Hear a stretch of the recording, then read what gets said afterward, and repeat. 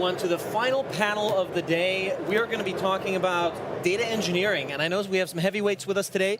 I hope we can get technical. I hope we can fight and be a little opinionated and give the audience some fun stuff to think about. Yeah. Let's start off. The Octagon, after all. This is the Igloo-gon. The Igloo-gon. Something like that. Let's start off with a little introduction of everybody for the audience that doesn't know who these people are well known, but let's go ahead. Sure thing. Kjell Carlsson, head of AI strategy at Domino Data Lab and host of the Data Science Leaders podcast. I'm Lars Albertsson. I run Scling, a small company. We do data engineering as a service. Jesper Fredriksson. I'm at Volvo Cars, heading a small group of AI people. And Max Schultze. I'm associate director at HelloFresh, leading the data platform over there, and been building data platforms for the last decade at various different places. The title of this panel is Strategies for Effective Data Engineering. And I think all of you have sort of been leading the charge in this topic for a long time through transitions of, let's say, trends and sort of domains. But this specific one is in applied and generative AI. Data engineering and applied and generative AI. Let's start off with one thing. I've seen in hiring processes that the role of data engineer has become much, much hotter than the role of data scientist. Do you guys see that as well? Yes, definitely. Why do you think that is? So I'm a data scientist since a long time ago, and it's usually so that data scientists come in and make a notebook, makes a proof of concept, and then hands it over to the data engineer. So the data engineer ends up being the real star of the show and gets it into production. So from my point of view, it's obvious that data scientists need to step up to the level of data engineers. Okay. What do you say, Lars? I would say it's a natural progression of when you go from experiments and POCs to trying to build things that actually work and actually have a value. And if you look outside of data and outside of IT, the quota of scientists versus engineers is like 1 to 10 or something, which is a reasonable quota to have in data as well. Yeah. So it's just natural. So you're saying there should be 9 to 1 engineers to scientists? Something along those lines, yeah. And perhaps it was a bit skewed in the beginning that people tried to go with way more scientists. Yes. Yeah. I think that's exactly the change that we've seen now, is that it was a massive hype right from the start. So everybody wanted to have all the data scientists in the world, and everybody wanted to be a data scientist as well. But at the same time, nobody recognized yet how hard it actually is to do those things, right? And how hard it actually is to go from model training to actually productionize something. Yeah. And that is where a lot of companies now have grown up and understood that the real part is really about, the hard part is really about making the things matter and making them actually impactful for the business of running the things in production. And that's why the perception has also changed a lot. Yeah. And the emphasis has swung back quite a lot towards the data engineering side. But I would like to add, though, to your point, I mean, one of the key reasons why you would see that is because the data science role has sort of splintered into a whole bunch of different roles. So whether that's the ML engineer or the data product manager or the AI product manager, or indeed even the leader of these data science initiatives is now a natural evolution of the data scientist. So the data scientist, what the data scientist did is still, I would say, arguably as exciting and as important. And indeed, when it comes to successful Gen AI implementations, they're often led by a person who used to be a data scientist or was very attached to data science. Yeah. It's just that data scientist has now grown up into another role. But I feel like there's data scientist V1 and V2. And V1 is the unicorn that could do a little bit of everything, and V2 is the person that chooses hyperparameter tuning, parameters or something. And people realize that this person that knows everything is slightly less common than ideal. And so they're like, okay, well, if we can't hire one person that knows all that stuff, let's hire 5 people that know some of that stuff and then hope that they can collaborate with each other. And that didn't seem to work out, and the ratio of the people was difficult to get right and stuff. You guys are hiring people. What kind of skills are you looking? Do you look for data scientists or do you look for data engineers? What are the ones that you're... I'm primarily looking for AI engineers, which is basically the data engineers, but more focused into generative AI and the other things that come with it, like vector databases. Does that have a software development background? Yes, definitely. That's what I'm saying. software development becomes much more important in AI when it comes to Gen AI, because it's basically like a few API calls that you make, and then the rest is software engineering, more or less. I have to say, I've been hiring some people recently, and I've found that young entrepreneurs are much better than people that studied some kind of AI master's degree. Because the people that study the AI master's degree don't know what ODBC is, or something like that. And like, you need to be able to connect to a database. Yeah. You need to be able to pack up a tar.gz file. And whereas the entrepreneurs, the scrappy hackers, are just forced to do everything. I feel like that's much more useful. Lucky though, we now have ChatGPT, so everybody knows how to start doing those things. What was the word ChatGPT starting to use now that everybody's using, that if you see that word in a conversation, you know they ripped it from ChatGPT? I don't remember. Okay, so data engineers, and what about the tooling? One thing I'm seeing now, I don't know if it's just because I'm doing things the hard way, but a lot of stuff that we want to do, like collecting feedback and that kind of stuff is, we'll have like Lang Fuse and other stuff like that to really collect feedback from the language models and stuff. It's really duct tape and hack and slash stuff that we're gluing together, and we're trying to standardize it in our company.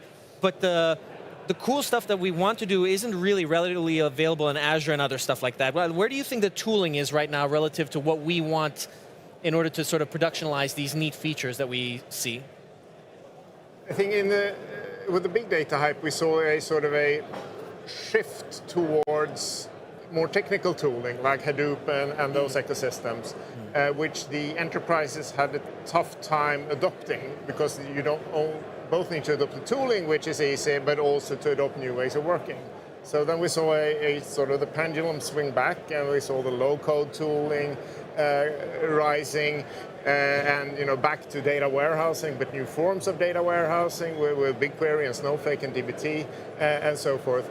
But those represent two significantly different ways of working, where the data warehousing and the low-code tooling is a tool for non-software engineers, basically. I have one client who called them clickers and coders, and whereas the big data ecosystem tooling was clearly made for software engineers with a Java background or distributed systems background and so forth. The pendulum will swing back again.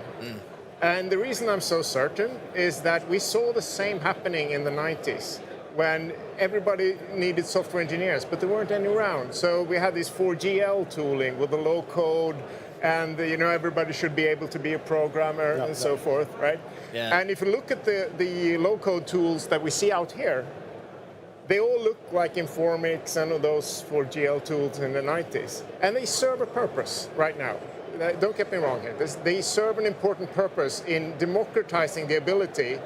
But what we saw with 4GL and the UML phase is that they weren't sufficient in the end to build high-quality systems. So we will solve this by educating data engineers. We've seen a little bit of that for like ML stuff, right? Being able to build ML models using building blocks, but then if you really want to make something that's purpose-made, it's just never enough. And if you go to the companies that do this really well, they don't use those tools. Oh, right? no, of course not. Of course. I mean, I spent most of last summer going around talking about how Python was the new Excel. So anybody who was actually going in and really building either machine learning models or building now Gen AI applications are all doing this in code. Yeah. So I would say it says what you were saying. There was a lot of belief and excitement around low code, and then we realized that when we're actually making this real, we need the kind of control that we get with code. We need the governance that we get with code. And the low-code tools are just they're not portable enough for that, and they are not really set up for that. I had a great conversation earlier where we were also talking about hiring part again. That a lot of the data engineers that call themselves like today are more like former BI folks that sprinkle a little bit of Python on top of that, which is not sufficient for like the day-to-day work that requires like actual like software engineering practices. Yeah. And that when you actually want to bring in people, and that's like more my take now because I've always been like working on the platform side of things, right? Like the platform is trying to make that work somehow by saying you take the strong people that you can get, you put them in the platform, you build the tooling that you need to make the less educated people successful in what they're doing in the day-to-day. That has to be why Python has really had a breakthrough. It's because of physicists that don't know how to program and ex-BI people that don't know how to program, and so now Python is the de facto standard. But I guess this is here's a question. My experience right now is that there's sort of two types of upskilling that need to happen at the customers where I'm active at. The businesses need to be much better at sort of being sort of requiring things, seeing that the experiment didn't turn out the way they wanted, and saying, okay, I need to be able to express this better, and sort of practicing that. I feel like that's something that they need to practice over the course of a year. But also these teams that are ex-BI people that know how to program, but they're not really software. They didn't start with Java or anything like that. They just know how to program Python. They also need to upskill a little bit and fail for about a year. Yes. And so I don't think it's a good idea to wait for these no-code, super easy solutions, because you do need about a year of failure in order to become a good team to actually put this stuff into production in the right way. What about failure? What are you seeing in like the teams you work in? Maybe you've already gotten past that part, but like the ones that my customers, some of them have done that, and there's just huge benefits on the other side, and the other ones don't want to fail, and so they never start, but they never get productive. Yeah, you have to fail, and you have to fail fast, and realize that you made the mistake, and then go back again. That's and I think that's just the way to success, to fail enough times, and then you can succeed. Yeah. But in order to fail, you have to have very fast feedback cycles from the trial to the failure, right? Sure. And in many companies, those feedback cycles are like, get a couple of committee decisions, allocate people, and then 6 months down the line, you figure out that you failed, but then you can't fail anymore because. But let's be crisp here, because we heard somebody here before saying that on Microsoft you can have your project up in 2 days, and then another guy was like, it might take a year to do something. Yeah. That's a pretty big span. Yes. Like, what timelines are reasonable to do stuff? I think it can be that fast, but it's mainly an organizational issue. I think that's what you're alluding to. The organization needs to be able to supply the tooling, and you need to be able to do your stuff by talking to the right people all the time. And if the organization is huge, then that is a problem. It will slow things down. Well, completely agree with you there, but I think a key thing to mention here is that you've got to be failing on the right things. If you're failing on doing something that is not going to deliver business value, then you haven't learned anything. And I think going back to Max's point here is this issue of that I think we're transitioning from insights into applications. Previously, data scientists, data engineers, and data analysts were very much around how can we get ad hoc insights for decision support in our organizations. And right now, we've moved beyond that. We know that there's only so much value you get from that. What you really get value from are applications that are consistently either creating experiences or making decisions on an ongoing basis. And building those production-grade applications looks very, very different from this kind of insights-oriented process, this ad hoc rolling in the data that we were doing before, which is why we're getting towards coding tools versus clicking tools, which is why we're getting to the value of AI engineers. I think those kind of projects can still seem like overwhelming to people, big engineering projects, and my idea is that you should always be able to chop it down to a 1 to 3 month project. Like, you should always be able to fit it into that. 3 months if it's more complicated, 1 month if it's less complicated. I would challenge you there because the one difference between those that struggle and those that succeed is that those that succeed never use the word project. Okay. It's all products. It's all things that live and have an organic life, and then in either continuously or in very short sprints, you iterate on those products. Okay. Let me throw out an interesting thought. Like, aren't we failing all the time anyways? Even if we don't put the focus on those teams? Like, those teams still exist as of today, even if we don't put the focus on them and we don't give them the tools and we don't do the whole project setup and everything. They are failing anyways. The key is to realize that we're failing. Exactly. Exactly. I'd like to jump back to the span that you mentioned here, because I find that this is very poorly understood, right? If you look at quantitative measures between the incumbents that struggle and the born digital companies, you'd think that the born digital ones are 2 times or 5 times or 10 times better, but if you look at actual numbers, it's a span of 100 or 1,000 or 10,000. If you measure like number of pipelines or number of the data sets per person or something.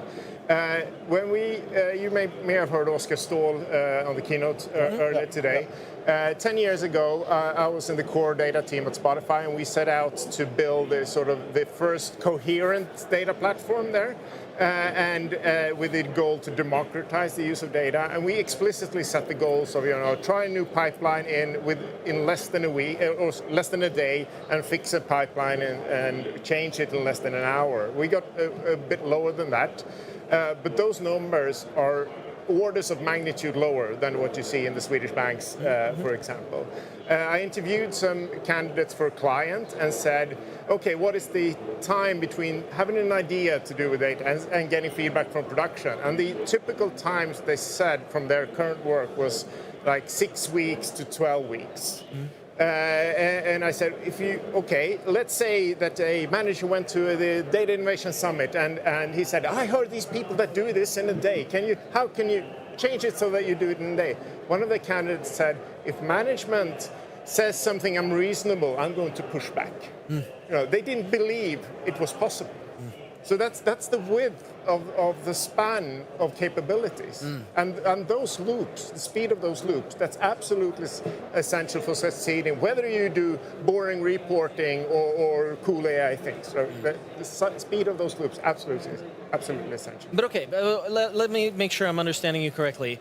You're not saying that doing it in 2 days is a myth, right? No. Okay, and so for a bank, let's say the bank is like, okay, we want to be the coolest bank, doing things really fast now. We still got to stick with, fulfill our regulatory obligations and so on. How low can we get? I mean, is it reasonable to compete with these digital native companies and do things that quickly? A couple of years later, I worked at the royalties and reporting in Spotify, and this was during the time that we were doing the IPO, going public, right? So then, Ernst & Young and so forth came in with lots of regulations that we had to comply with. We never compromised anything on iteration speed and comply with RTGC and SOX and everything. Yeah. They don't mandate that things must be slow. Yeah. They mandate that you keep track of things. And if you have a difficulty keeping track of things and being coherent across the company, then you're going to be slow. I think if they come to you and they're like, we have a set of rules you need to implement, you're like, I know how to work with that. It's the things are slow because of people, not because there are rules. Exactly. If at all, then building those rules into the platform itself makes you faster. For sure. Right? Because that means you're ruling out all these people processes. Absolutely. Maybe it's about scoping. Maybe it's like you're trying to get the whole piece of the pie at once, and then you end up in this thing where it takes a long time to get all the regulations in place, and then you find out that eventually you're only going to do like a piece of the pie, and then you spent all the time doing things that are unnecessary. I want to pivot a little bit now, only because in the scope of generative AI, the term LLM ops has sort of come up, perhaps distinguishing itself from ML ops or DevOps and that kind of stuff. What's your take on that? Is that a real thing? And if so, what distinguishes it? Yeah, I don't know of any good tools. I mean, we have some stuff like RAG-AS, for example, when it comes to evaluating the RAG pipeline. Those are pretty good, and that's the new kind of thing. I think it's in a way simpler and in a way harder than MLOps, because you don't retrain your models in that respect. It's more about the data. It's more about is MLOps really that standardized? I just thought MLOps was a cool word for doing ML or LLM ops or LLM in like a in a structured way rather than just cowboy. Let's see what works. I mean, if you look at what Andrew Ng says, for example, he has all these levels of MLOps. It's like 4 levels or something. Okay. I guess I didn't go to that Coursera course. Yeah, exactly. But I think there are dangers of even talking about LLM ops as a separate thing from ML ops, because it automatically has folks think that this means that I should be setting up a separate stack and I should be going about this in a different way. And at least for every real-world Gen AI application that I've seen, it's actually beneficial to go in and unpack the problem so that you're not using your LLM for every part of the problem. You should be going in and leveraging upstream predictive AI models or traditional ML models instead of trying to have your LLM do things like case classification or next best action prediction. They can do them, but they just can't do them as cheaply, fast, quickly, and accurately, and in as data secure fashion as you could do with a traditional predictive model. I guess it depends what you're doing. It depends on what you're doing, obviously. If you're going to do customer support, then maybe you don't need a fancy AI prediction on. But even customer support, you will do better. You can use your LLM for the dealing with the conversation, but you should be probably using a random forest model for doing the next best action prediction. So when you're thinking about that generative AI pipeline or application, actually you really should be thinking about this as something which can support your traditional predictive models as well as can support the kinds of data engineering steps that you're looking for. And so I would say, yes, there are elements of LMOps that are definitely different from MLOps. But what you really should be doing is building something which supports both of those, because otherwise you're reinventing the wheel and you're missing out on the benefits that each one of those can provide to the other. I'm going to not necessarily push back, but give some sort of extra perspective. But I want to hear if you feel that, what's your take on it? If LLM ops is an actual thing or if you think it's the same as ML ops and everything else? I think it should be the same. Okay. Yeah. Now, the reason I would like to suggest that it's slightly different is only because the thing that make these tools really good are really fringe new techs that are not well established and it's not clear exactly how to use it. So consider in RAG, right now everybody's trying to figure out what the best way to do re-ranking and searching is in RAG. And so maybe there's a hybrid approach with keyword plus graph plus vector. What kind of re-ranking model should you have? And blah, blah, blah.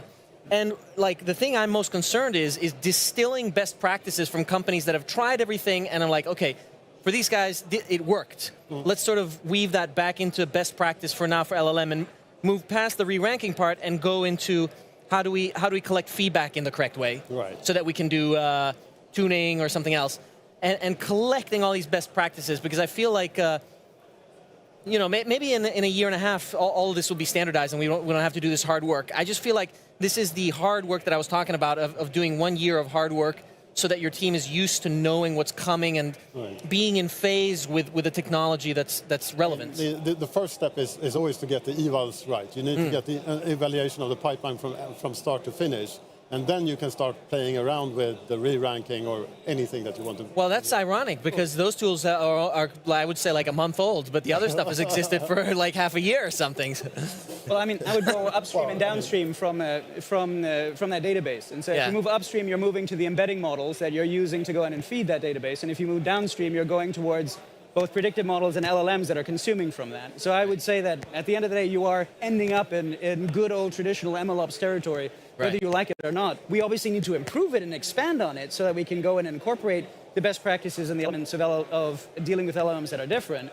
But the foundation is still but I think you could make the case that it's all software engineering, and so there are some good sort of best principles in general. But like there are very specific LLM techniques now that seem to be working better than others that are sort of being distilled right now. Some stuff, it's very interesting how small the models can be, how truthful. Guardrails are getting more and more sophisticated. What else? What else is top of mind for you guys when it comes to these applications? I think what you said highlights sort of the commonalities between LLM ops and ML ops and data ops and so forth, because you said, evaluations and feedback cycles and loop. You said getting the eval cycle. Those are the common pieces. Right. If you look at go back to the data ops manifesto, you find a big emphasis on those things with or without ML. So I think the commonalities are bigger than the differences, and the differences are fairly small. If you look at this MLOps maturity ladder as well, you'll find a lot of commonalities. Yeah. So, and it's not so much about the tooling; it's more about the way of working. Yeah. Just like DevOps were, and the commonalities between DataOps and DevOps are also like the gist of things. I'd be curious to get some opinions from you folks on how much do you think does data quality still feed into LLMs and Gen AI, considering that we are using like a lot of big pre-trained models, but we are still like plugging some of our own local aspects into that when it comes to data quality is always going to be the key. If you have bad quality of data into the RAG pipeline or whatever you're using, it's still going to be shit out. Yeah. But I would say I think it's a different data quality initiative than we were going after before. It's a more agile data quality, whereas previously when you were talking about insights, there was much more of a clear sense of what a universal data quality would look like. And in this world, there is no universal. Data quality look very different for your different products, and you need to be able to support that. I'm thinking about simple stuff like, for example, customer care. If you have a lot of irrelevant text in the email that you're taking in, and you're trying to respond to that in a sensible way, you're going to get better results if you can remove that for the LLM before you do I feel like that's an engineering problem, and engineering problems are not always as interesting as like philosophy problems. So if we try to transform his statement here, one thing that I'm really annoyed at is like the amateur philosophers. Just take the concept of truth. Let's say you have indexed in your databases or your vector databases statements about the financial health of the customers, or of the company. Some of them are made by the finance department, some are made in emails between colleagues, and one is the official statement of the CEO at the board, and one is the official statement of the CEO at the annual shareholder, blah, blah, something like that. You have them all four indexed. Which one is the truth, and what does it mean for something to be true? And you don't want it to lie, but okay, now you get to decide what the truth is. I mean, it depends on what you're going after. What is the question? Yeah. And if you're asking about what are the financial metrics and you want to improve on the financial metrics, then of course that is the truth. Yeah. But if you're asking another question, then it might be. It's hard to say there's one truth for all. Yeah. I think it goes back to the myth that there's one way to clean data or one way to have the right data. One way to it's see your all customer. use case dependent. Yeah. Truth is relative at the end of the day. It's relative to your use case. Yeah. But now it's very semantic. I don't know. I guess the view of the customer is a very similar thing. Like, what is a customer, right? Or what is an order or a shopping cart or whatever. Right. If you take retail as a context, you know, if you talk to sales, they want to know finished orders, right? What you had in the shopping cart at the end. Yeah. If you care about, you know, UX people on the funnel, they want to know how you pick the things in the shopping cart. And if you talk to the fraud people, they want to know all sorts of odd things about what, you know, the user agent and all sorts of details. And they care about different truths, and they're all truths. Okay, I see a segue here to, I want to talk about whether or not we're going to train LLMs. So let's just pin that one for a second, or models in general. But before we get there, I'm thinking about bias. For me, bias is just like a statistical property. It's not an ethical valence, like good or bad. What is your experience with that with regards to like LLMs and them being very opinionated or biased or problematic in that way? I think bias is necessary, and I don't think it is a statistical property, but it's also a ethical choice that we make. For example, if we would train generative AI on all the data out there on the internet, and we ask it for pictures of women, then a lot of those women would not have any clothes. But that's not the truth, right? They all have clothes out here. So we get bias just by trying to measure something. And we don't want that world where women are nude all the time. It's very difficult because, you know, half of all people are Asian. But if I look around here, I don't look half Asian to me. Exactly. So you have selection biases all the time, whether it's your geography or whether you take dirty places on the internet and so forth. And there is no such thing as a neutral piece of data, right? And we can't escape the choice. We can't say that technology is just neutral. Every time we pick something, we make an active choice. Well, let's just muse for the sake of us tech enthusiasts. Where does the ethical onus lie? Is it on the, what do they call, the governance panels? Or does the individual engineer have some kind of responsibility to make sure things are done the right way? I guess it's a sort of self-answering question, but if there are any reflections on it. I'm thinking about the user point of view. Like, I would say that it's mainly on the product management side. Like the PM should decide what is the product about, and if the product is about nude women, then maybe that's truth. But obviously, often it's not. So let me ask for refinement on this, and you probably have a good opinion. Did you say product manager? Yeah. I need to excuse myself. All right. Thank you. is there a difference between a product manager and a product owner? And maybe we're talking about AI product manager specific and AI product owner. Yeah. Well, before somebody made a really point that it was very much worth differentiating the two. Do you have any opinions on those kinds of different roles when it comes to, maybe from your data background, does that extend to AI and that kind of stuff? It's kind of interesting because I think the two have been thrown into the same bucket forever, more or less. Yeah. And of course that showcases a lot where the roles are originally coming from, right? When you're talking about more traditional software engineering side, usually you have a product manager that is a person that is managing the product, if we go by the truest form, but it did not include yet the sense of ownership. Right? And if you're managing something that somebody is giving to you, that is an entirely different philosophical model than saying I actually own something and I'm fully and 100% responsible for that part. And I think that trickled down a lot, especially into the data space, where you had a lot of people that were managing data, but they didn't own it. And that was one of the biggest problems that led to all of these questions of it just sounds expensive to have two people doing that kind of thing for something as simple as data, yes, right? Yes. And I would rather go the other way around and say that a product manager needs to embrace the ownership part. Right, okay. So you want to have one person that actually owns whatever you want to offer, but it is also capable of managing it. So fully agree with you that person, it plays an extraordinarily important role in ensuring that for responsible AI, ensuring that the models, the data is all used in an ethical fashion. But I would say that I don't think that person is powerful enough on their own.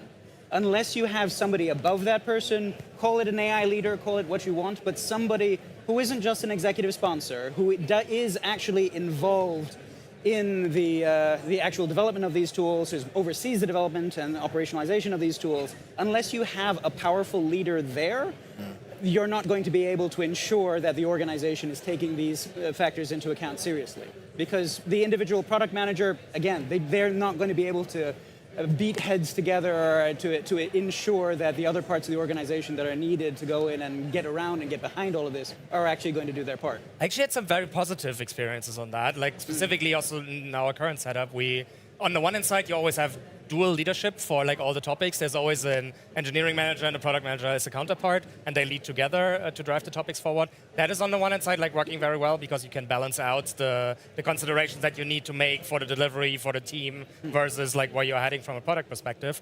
And at the same time, the organization builds up the product perspective also further upwards, right? So you have the product managers that are reporting to a director of product who is not only managing the other product managers, but who is again the counterpart of the director of engineering, and they together are sitting and figuring out what the business vision is. I totally agree with you, but if your users are then going in and using that product in an unethical way, that product manager, I don't think, has enough authority to go in and ensure that they actually follow policy and comply and use it ethically.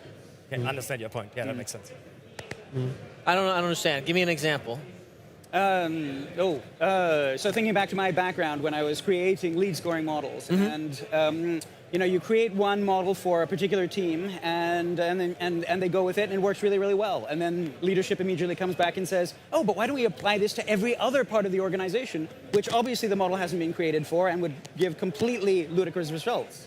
Who is it will go in and insist that doesn't happen?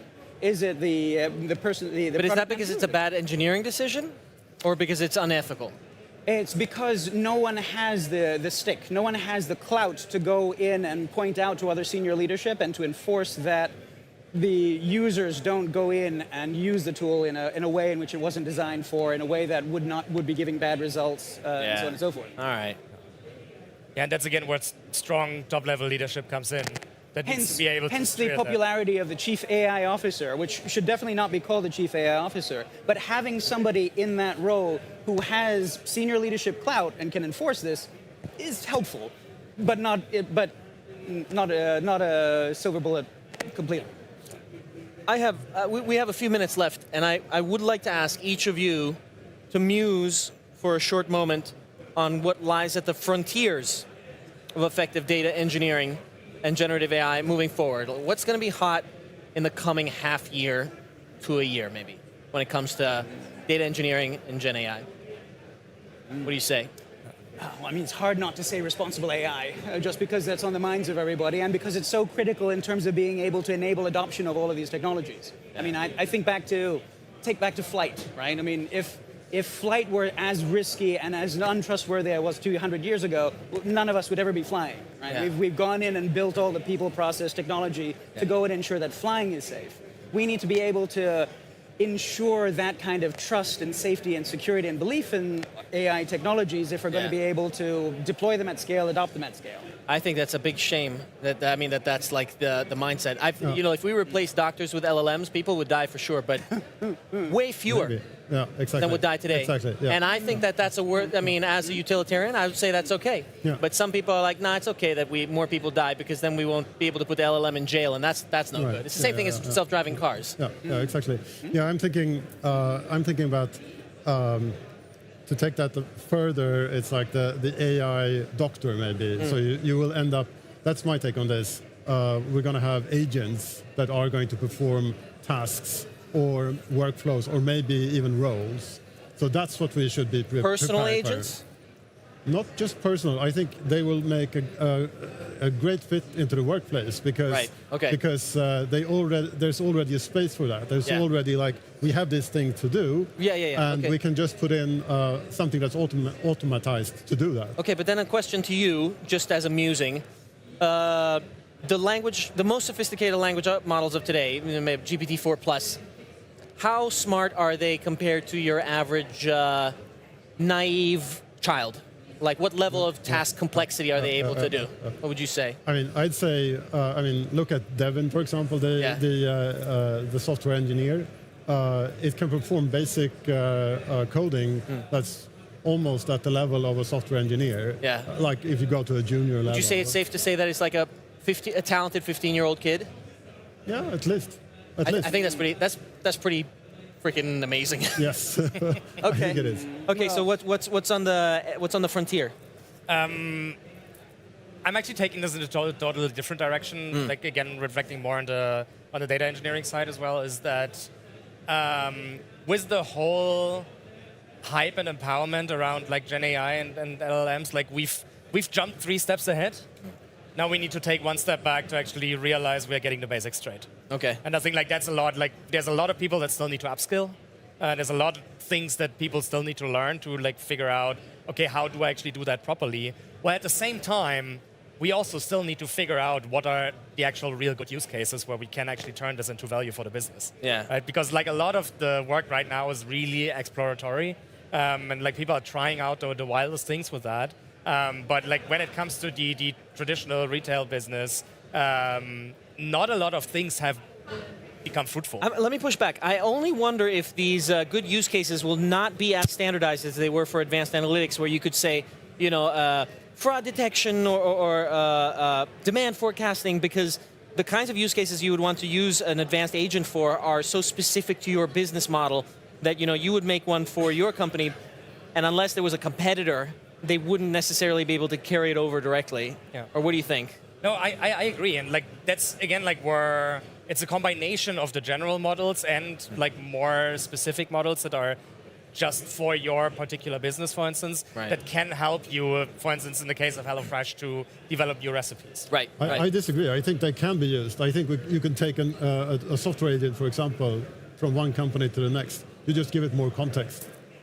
We never got back to it. I don't think models are going to be trained anymore. I think they're going to have general cognitive capabilities, and they just need to be in the right context. Yeah. It sounded like you had some parting words. Parting wisdom. Unfortunately, it feels like we always hope for the magic bullet. We always hope that AI in its latest incarnation is going to make life easier for us. And almost invariably, we find again and again, there is no silver bullet. It isn't easier. It requires a lot of work. It requires building these capabilities. It requires using them in a smart, intelligent fashion. So any hope that these technologies will be like a replacement for human intelligence and do it all for us always feels to... I disagree. I hope you are right. That's it. I hope, I for one, welcome our AI overlords. All right. Thanks, everyone. This was a really fun panel. This one went faster than all the other ones. I'm super happy. Thanks, everybody, for joining us. I'm going to have some closing remarks in just a short moment. See you in a bit. Thanks, everyone. Thank you. Thank you.